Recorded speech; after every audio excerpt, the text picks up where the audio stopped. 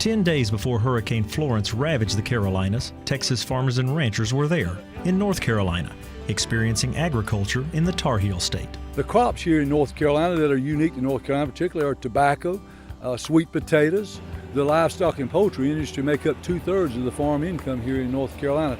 North Carolina farmers were just beginning to get whispers of a storm brewing, but they still took the time to meet with their Texas counterparts to show them crops not seen in the Lone Star State. The North Carolina's weather being as hot as it is, because sweet potatoes are a tropical plant, they thrive in this kind of weather. So it's really neat to watch that grow, and like my dad has always said, it's underground, so when you start digging them, you not really know what you're going to get, and most of the time it's a treasure.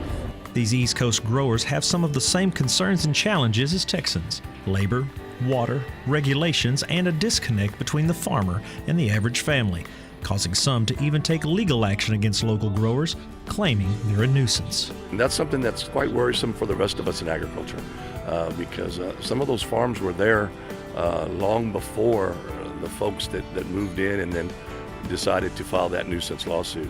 A stop at Cotton Incorporated outside of Raleigh was fascinating for farmers from the nation's top cotton growing state.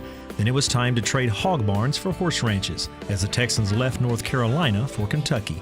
Once in the Bluegrass State, equine took center stage, both thoroughbreds near Lexington and saddlebreds near Shelbyville. The thoroughbreds mainly are for racing distances. The saddlebreds are for showing. They would use the saddlebred to go to town.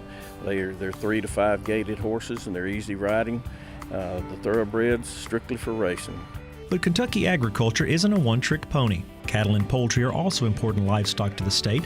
A visit to Bluegrass Livestock Market showed the importance of cows to Kentucky. Plus, this state-of-the-art sale barn is used for more than just a weekly auction. While soybeans and corn may be Kentucky's top row crops, there's another emerging plant, hemp, grown specifically for the cannabinoid CBD. Arthritis, insomnia, anxiety, there's just a number of different things that it is anecdotally has proven that it is helpful with.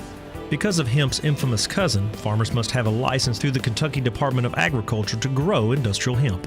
Different producers have different challenges all over the United States, and so it's getting to see that from North Carolina to Kentucky, you get to see what they're dealing with and how we can kind of all come together to solve those problems. Whether it was a roadside vegetable market, a tobacco farm, or a horse ranch, the Texans felt right at home, because growers in all 3 states know the bond of agriculture is one that doesn't end at the state lines.